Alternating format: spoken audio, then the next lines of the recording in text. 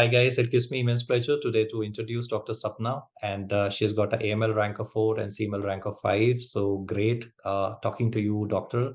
And she's from Gujarat, and let's hear about her success story. I can see her beaming and smiling, but yes, let's hear from her regarding her phase of preparation. Thank you, sir. So the preparation was never easy. It is never easy for anyone. I actually started preparing for the entrance exam after my MD exams were over. I have completed MD this year itself from MP Shah Medical College, Jamnagar, Gujarat. I started my preparation around 7 to 10 days after my MD exam. I had made notes from Harrison and some other sources during my MD days. I basically revised those notes for the NEET SS, and I revised my notes around 2 times before the exam, and then our NEET SS exam was delayed, so I revised them again 2 times before the actual conduct of the exam. So total around 3 to 4 times I had made the revision. The last revisions were about the difficult topics and easy to forget topics, but initial revisions were the full content. And I used, during my first revision, I used to solve the questions along with the reading. And later on, I used to give the mock tests from PrepLadder for seeing how much I am, where do I stand and how much my preparation is okay. So initial tests, I didn't get much marks, around 50% marks. A little disheartened I was, but it boosted me to prepare further, and it helped me to streamline my preparation based on the questions that were going wrong, so that I can focus on the topics that are weak.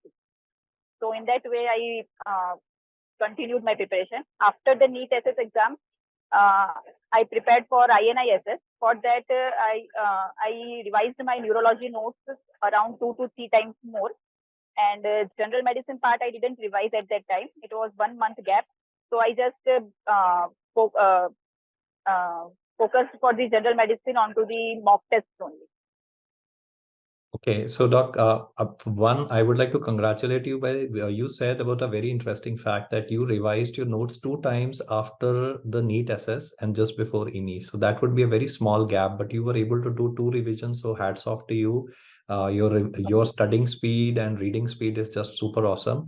Doc, the query here is, and that's a personal query from me as well. And a lot of aspirants who would listen to this would also be asking, like NEET SS is a little different ball game as compared to INI, where more predictable questions are asked. NEET SS, they keep on, changing the goalpost, in fact, every time.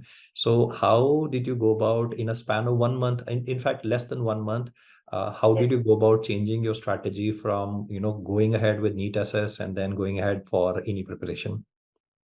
Sir, actually, the preparation phase, the strategy was not much different.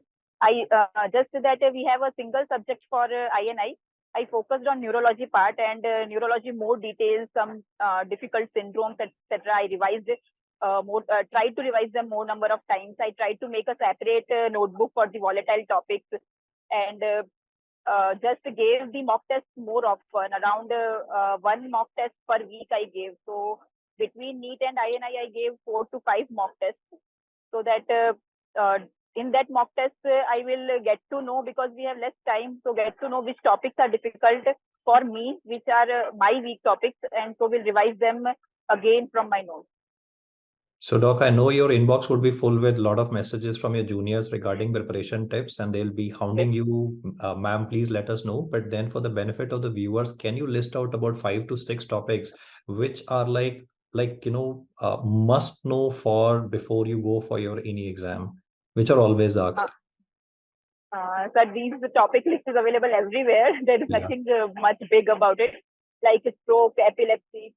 Every time questions will be asked. Then some genetic questions is usually there. So some hereditary syndrome, these HSP, STA, etc. They must be revised, because 1-2 questions will be asked.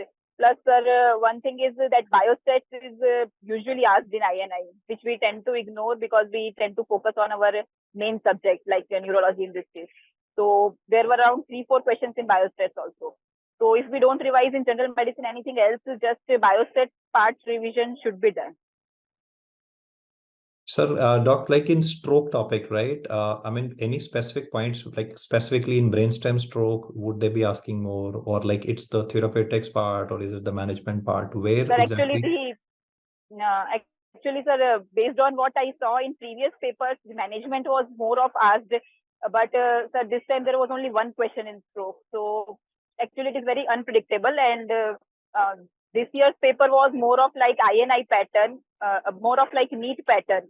The neurology part, it felt like more of NEET pattern. The clinical scenario questions were a bit less compared to the previous years. So Okay. it is always unpredictable, and preparation at the time of preparation, it is advisable that just be open that paper can be in any direction, and be prepared for very easy going as well as very difficult questions. So the mock tests help in that way very much, because some mock tests are very easy. We feel like we are well prepared, but some mock tests are very difficult. So in difficult papers, when we see other students' marks and their ranks, then we realize that, okay, this is difficult for everyone. So difficult paper will be difficult for everyone, but still we need to focus on the topics that are being asked, so that those 1-2 topics that are difficult for everyone, if you get that right, that is the rank deciding. For single digit rank and 20-30 rank, that is the rank deciding. Absolutely, absolutely. So, Doc, how would you rate the QBank or PrepLadder? I mean, how did you find it? I mean, is it in sync with the current pattern? Did you find it more difficult, or is it like the exact replication of how things are? I mean, can you, I mean, for users, because they'll obviously have this in mind, that should I be using the resource in the very first place? So what would be your honest opinion? Sir, I feel the question bank was a mixed type. It had very easy questions also and very difficult questions also. Considering this year's paper, it was almost everything was almost around 70 to 80% was given in question bank itself. Okay. So, but it cannot be every time, because this year it was towards easier side. The general medicine part was actually difficult. All of my other friends who also appeared in neurology, they found the neurology part quite easy compared to general medicine. And I think that the marks difference that we might be having maybe because of general medicine only, sir. Okay. Okay. So, Doc, my last question to you, time is the most precious commodity. So, especially when you were busy in your ward postings, heavy duties and everything, how did you go about the tempo for studying as well? Actually, sir, after my MD exams, I didn't join the duties. But even if duties are joined, it can be done, because around 5 to 6 hours, if you can give per day, it would be enough, I guess. And the more important than the number of hours is the focus that you want to give and the content that you are reading. So you should have a precise content that this is the short thing that I will revise, and these are my weak points. So I will focus on those areas only. So you can so that we can skip some topics. So if you think that my stroke part is okay, then if you don't revise it 3-4 times, it is all right. If you in mock test you are getting it right, you don't need to revise it many times. So in that way, if we go for a planned manner, then it can be easily done along with the book. Okay.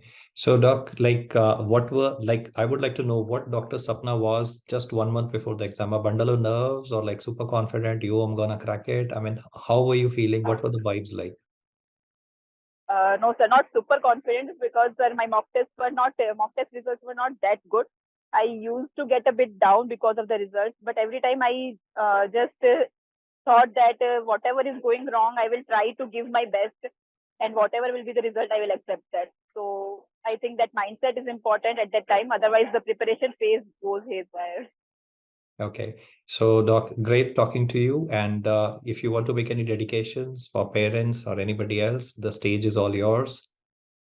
Yes, sir, definitely. My parents, my younger brother, some of my teachers, they helped a lot. They used some of my seniors, they always used to tell me that you will get into INI. I never believed in myself that I can get into it, but there were 2-3 people who always told me that you will get into INI, just keep preparing, keep preparing. So that confidence they give in, it matters a lot. Okay, great. Congratulations, Doctor, once again on behalf of PrepLadder, and we wish you a extraordinarily brilliant career ahead. God bless you. Thank you, sir. Thank you, sir. Thank you.